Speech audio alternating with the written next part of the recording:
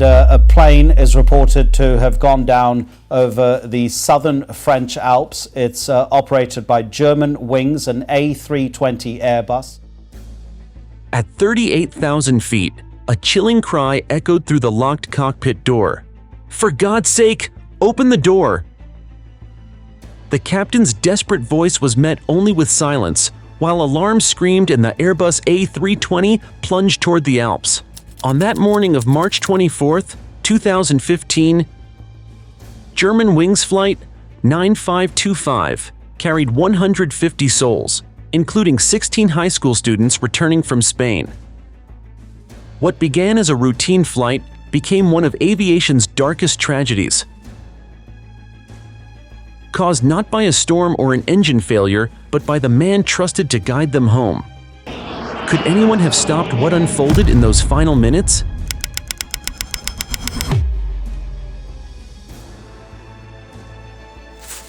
The story of Germanwings. Flight 9525 reached its point of no return when Captain Patrick René Sondenheimer left the cockpit for a short break, leaving his young first officer Andreas Lubitz alone at the controls.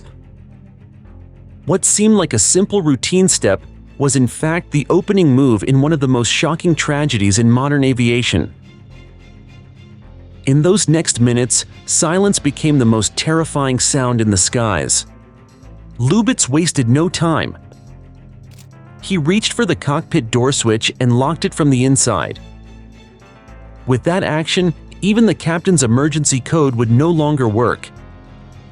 And the barrier designed to keep hijackers out became a prison for everyone else. Alarms in the background signaled a rapid change in altitude as the Airbus A320 responded to his commands. The descent was not gentle.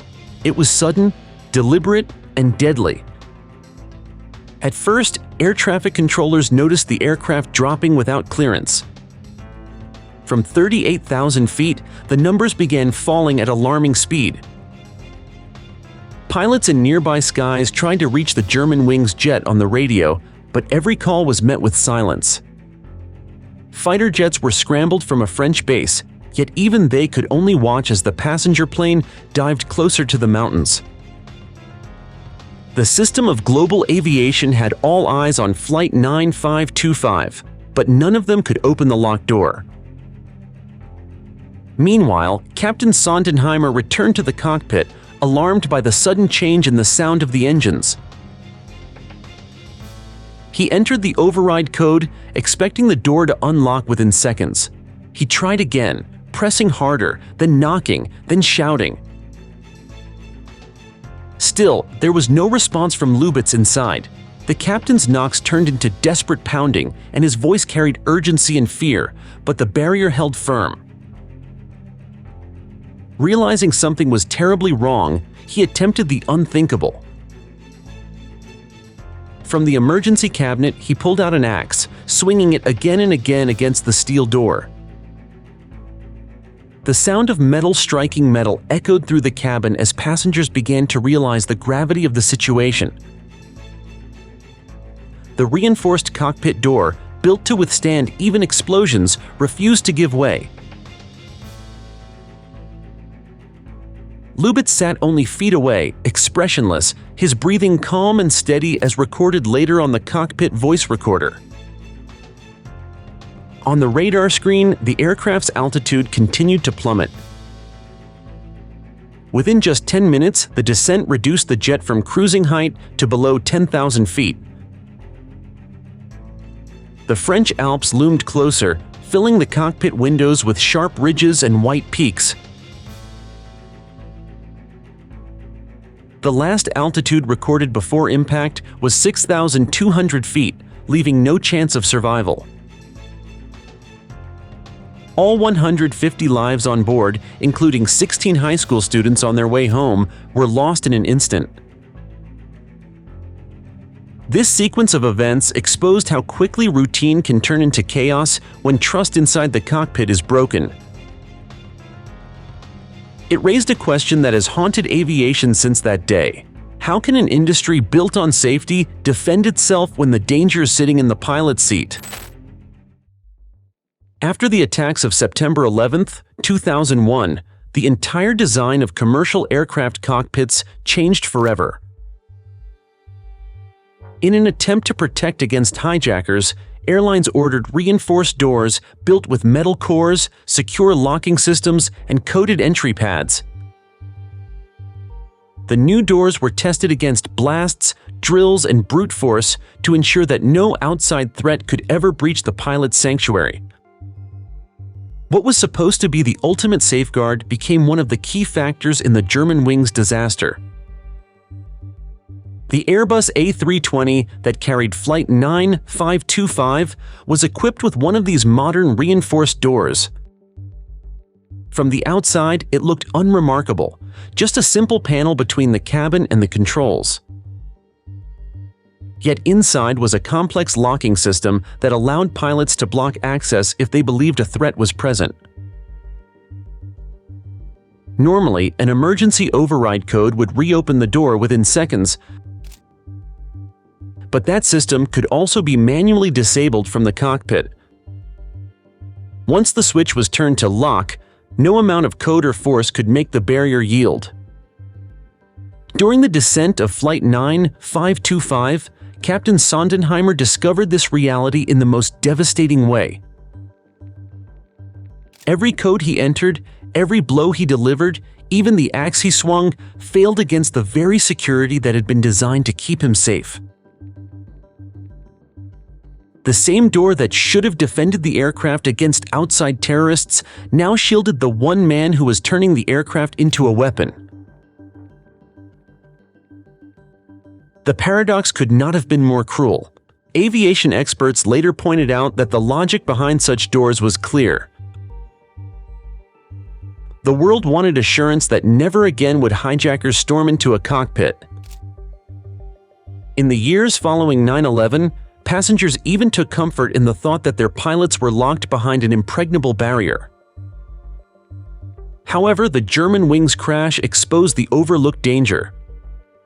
A wall that was meant to protect everyone actually created an isolated zone where a single pilot could act without interruption or accountability. The reinforced door thus became both a symbol and a trap. It represented progress against outside threats. Yet in practice, it handed full power to whoever sat alone at the controls. In the case of Flight 9525, that meant Andreas Lubitz could pursue his plan without interference, while 149 others had no way of reaching the person steering their fate. The very thing that gave passengers confidence became their cage in the sky. This contradiction forced the industry to reevaluate the balance between safety and trust. If technology locks out danger but also locks out help, then is the system truly secure? The story of that steel wall is not only about a single flight, but about how measures designed to solve one problem can unleash another. And if the cockpit can become a fortress against its own crew, what does that mean for the future of aviation security? Andreas Lubitz once seemed like the perfect example of a young man chasing his dream.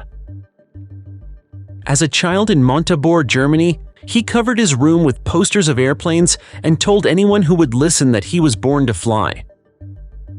By the age of 14, he was already piloting gliders, and his instructors praised him as a natural talent. When he was accepted into Lufthansa's elite flight academy in his early 20s, it looked as if his future was guaranteed.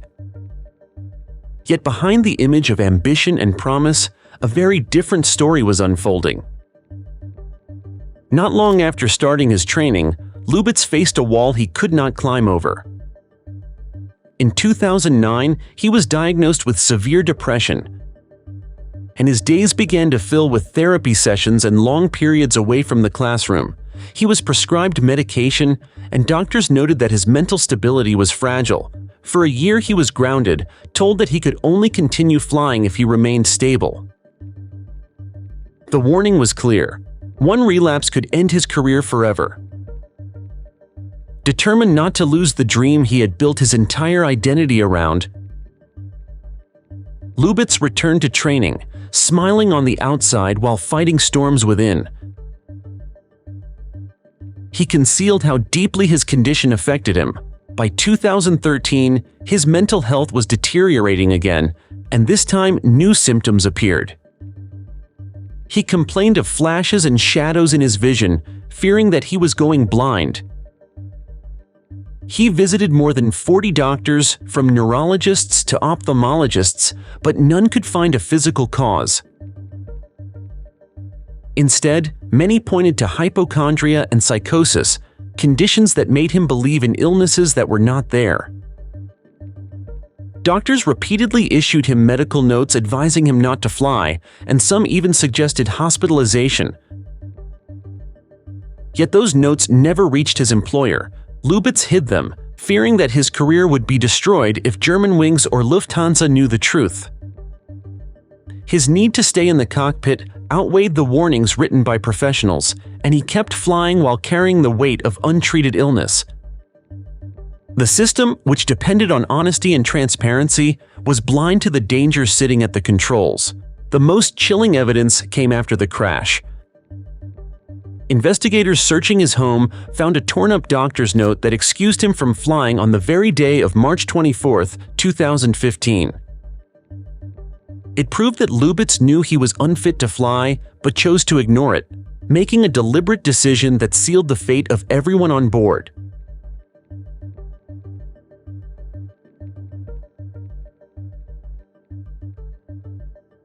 To the outside world, he was still the young pilot with a steady hand and a calm face, but inside, he was consumed by fear, obsession, and despair. This double life raises disturbing questions about the pressure pilots feel to hide their struggles. If ambition and fear of failure can push someone to conceal their health, how many others might be flying while carrying invisible battles? When investigators recovered the cockpit voice recorder from the shattered wreckage of Flight 9525, they were not prepared for what they would hear. The device, burned and battered by the crash, still held a clear record of the final minutes. What emerged was not a mayday call, not a technical warning, but a chilling soundtrack of silence, breathing, and rising panic. Throughout the descent, the recorder captured the calm, steady breaths of Andreas Lubitz. He spoke no words, offered no explanations, and gave no sign of hesitation. Each inhale and exhale marked time as the Airbus A320 dropped closer to the mountains. The absence of dialogue was more terrifying than any shouted threat because it showed determination rather than impulse. Overlaying those breaths were the desperate sounds of Captain Patrick Sondenheimer. He entered the emergency code, waited, then shouted, "Open the door." The bell rang again and again. But there was never an answer from inside. His voice grew louder, the banging turned into violent strikes, and finally, the sharp blows of an axe echoed against the reinforced steel. The recorder documented a battle between one man's strength and another man's silence, and silence won. Behind the captain, the cabin filled with terror. At first, the passengers noticed the unusual angle of descent. Then the alarms, then the violent pounding at the cockpit door. The recorder caught muffled cries, the voices of people realizing too late that something unthinkable was happening. In the last seconds, the device captured screams rising over the warning system shouting, "Terrain, terrain, pull up!" The mix of alarms and human fear painted a picture of absolute helplessness. This evidence was not only shocking, but also undeniable. It confirmed beyond doubt that the crash was intentional, carried out with chilling calmness by the man locked inside the cockpit. The data also revealed the speed of the descent. From 38,000 feet down to impact in less than 10 minutes, with the final altitude reading at 6,200 feet. The recorder did not provide motives, but it delivered a haunting truth. 149 lives ended while one man sat breathing quietly on the other side of a sealed door. For families listening later to the official reports, these sounds were almost unbearable. Knowing that their loved ones' final moments were filled with fear and confusion deepened the tragedy beyond statistics. Modern technology had recorded everything, yet even the most advanced systems could not intervene when human will turned destructive. The black box told a story more powerful than any headline because it carried the voices of those who could not escape. And it left the world with a question that remains unanswered. If machines can preserve every sound of disaster, why can they not prevent the disaster itself? The Germanwings disaster was not the first time a cockpit turned into the most dangerous place on an airplane. While many accidents in aviation history were linked to mechanical failures or extreme weather, there have been several chilling cases where the very people trusted to fly the aircraft became the cause of its destruction. These incidents reveal a hidden threat when the problem is not outside the plane but inside the minds of those at the controls. In December 1997, Silkair Flight 185 was flying from Jakarta to Singapore when it suddenly plunged from 35,000 feet into the Musi River in Indonesia.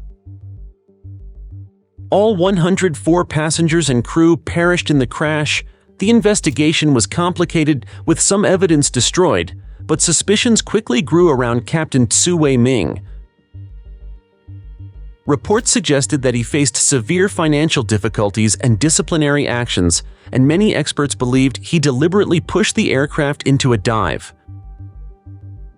The speed of descent, faster than any normal failure could explain, pointed toward human intention rather than a mechanical breakdown. Just 2 years later, in October 1999, Egypt Air Flight 990 left New York bound for Cairo. Over the Atlantic Ocean, the Boeing 767 suddenly entered a steep dive and disintegrated on impact, killing all 217 people on board. The cockpit voice recorder captured the first officer repeating religious phrases while disabling autopilot controls. American investigators concluded that the first officer intentionally caused the crash, though Egyptian authorities rejected that finding. The disagreement left behind controversy, but the recorded actions in the cockpit told a story too disturbing to ignore. In November 2013, another case shook the world when LAM Mozambique Airlines Flight 470 went down in Namibia. The Embraer 190 was cruising without problems when the captain waited for his co-pilot to leave, then locked the cockpit door. He manually adjusted the controls to send the jet into the ground, killing all 33 people on board. The evidence was clear. The act was intentional, echoing the same terrifying scenario later repeated in the French Alps. These events share haunting similarities. Each involved a pilot who turned the aircraft into a weapon of self-destruction, leaving passengers powerless. They also highlight how difficult it is to predict human behavior. Mental health checks existed, training was strict, and procedures were detailed. Yet none of these systems could prevent disaster once a pilot made a deliberate choice. The cockpit, which should be the safest place on the plane, became the origin of the catastrophe. The statistics are small compared to the millions of safe flights each year, but the consequences are devastating. One decision, taken by a single person, can erase hundreds of lives in minutes and leave scars on families and nations. These tragedies force us to ask whether enough is being done to monitor and support the psychological well-being of pilots who carry the weight of so many lives every time they take off. Looking back at Silkair 185, Egyptair 990, and Lam 470, the pattern is undeniable. The past warns us that the Germanwings case was not an isolated nightmare, but part of a troubling chain. Which raises a chilling question. If history has shown this danger again and again, how many more warnings will be ignored before it happens once more? 1 year before Germanwings, Flight 9525 crashed into the French Alps. The world was already haunted by another unsolved aviation mystery. On March 8, 2014, Malaysia Airlines, Flight MH370 vanished with 239 people on board during a routine flight from Kuala Lumpur to Beijing. Unlike Germanwings, there was no wreckage scattered across mountains, no black box recovered, and no clear answers.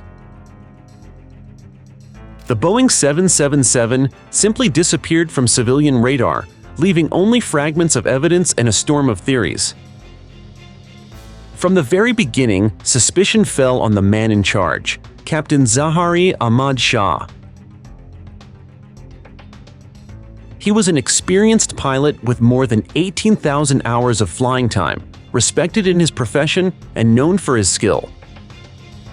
Yet investigators searching his home flight simulator found something unsettling. In the weeks before the disappearance, Zahari had practiced a flight path eerily similar to the one MH370 later took, ending in a remote part of the Indian Ocean with no possible landing strip. To many, this discovery pointed to intent rather than accident. Supporters of the pilot's suicide theory argue that the plane's sudden course change, its hours-long flight into the empty ocean, and the lack of distress calls all fit a chilling pattern. Like Lubitz in the Alps, Zahari could have used his access to the controls to silently carry out a plan. But unlike Germanwings, the evidence here is circumstantial. No cockpit voice recordings exist, no final screams were captured, and no definitive wreckage has ever been confirmed except for a few fragments washed ashore years later. Still, the parallels between the two cases cannot be ignored. Both involved aircraft that left on ordinary flights with unsuspecting passengers. Both raise the possibility that a trusted pilot may have turned the plane into an instrument of destruction, and both force the public to confront a terrifying question. If the person behind the controls chooses silence, how can anyone stop them? The mystery of MH370 remains one of the most debated subjects in modern aviation. Families of the victims continue to demand answers, while governments and experts argue over satellite data, radar records, and ocean drift patterns. Some insist it was a technical failure, others suggest hijacking, but the possibility of deliberate action by the pilot still lingers as the most unsettling theory.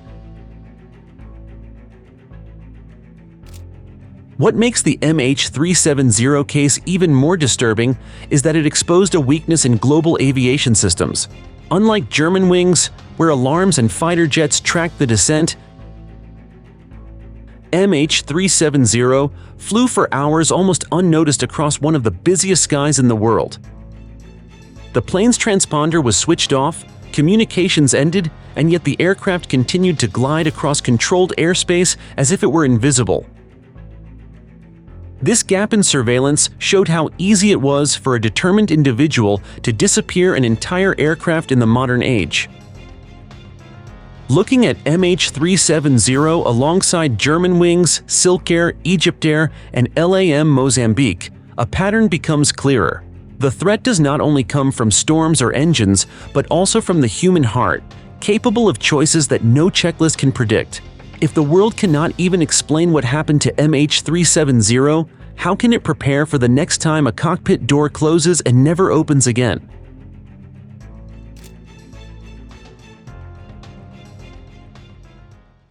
The Germanwings crash forced the aviation world to confront a brutal truth. The biggest risk sometimes comes from inside the cockpit. In the weeks that followed, regulators across Europe and North America rushed to introduce new safety measures. The most immediate change was the two-person rule, requiring that at least 2 crew members be present in the cockpit at all times. Airlines also promised to strengthen medical checks and mental health screenings, hoping to close the gaps that allowed Andreas Lubitz to hide his condition. For a moment, it seemed like the system had finally learned its lesson. But as months turned into years, the commitment began to fade.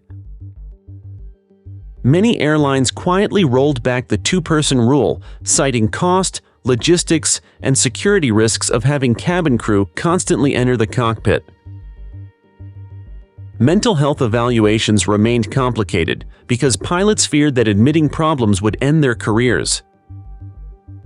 Even when doctors issued medical notes, they were often ignored or hidden, as in Lubitz's case. The promise of change became a patchwork of uneven policies, with no global standard that could guarantee prevention. These debates soon opened a bigger conversation. Should technology replace part of the human role in flying? Advocates of automation argue that artificial intelligence could monitor pilot behavior, detect unusual inputs, and even override dangerous actions. Some modern jets already carry systems that limit maneuvers if they risk breaking the aircraft. If AI can land spacecraft on Mars, they ask, why not trust it to keep a commercial jet safe from a pilot's worst impulses? Yet the idea of handing over control to machines creates new fears. If computers become the true authority, who makes sure the systems themselves cannot fail or be hacked? Passengers may accept autopilot, but the thought of a fully automated flight still feels unsettling to many. The debate highlights a paradox. Technology is powerful enough to record every detail of a disaster, yet still powerless to prevent it when the danger comes from human intent. Aviation experts warn that the industry cannot afford to relax. While pilot suicide cases are rare, the consequences are catastrophic, each one wiping out entire families and shaking public trust. With thousands of flights crossing the skies every day, even a small chance can no longer be ignored. The Germanwings tragedy showed how one man's silence can overpower alarms, procedures, and steel doors. Future safety may depend not only on stronger technology, but also on breaking the stigma around mental health in aviation. The question now hangs in the air. Should the future of flight belong more to machines or to people who must be trusted with so many lives?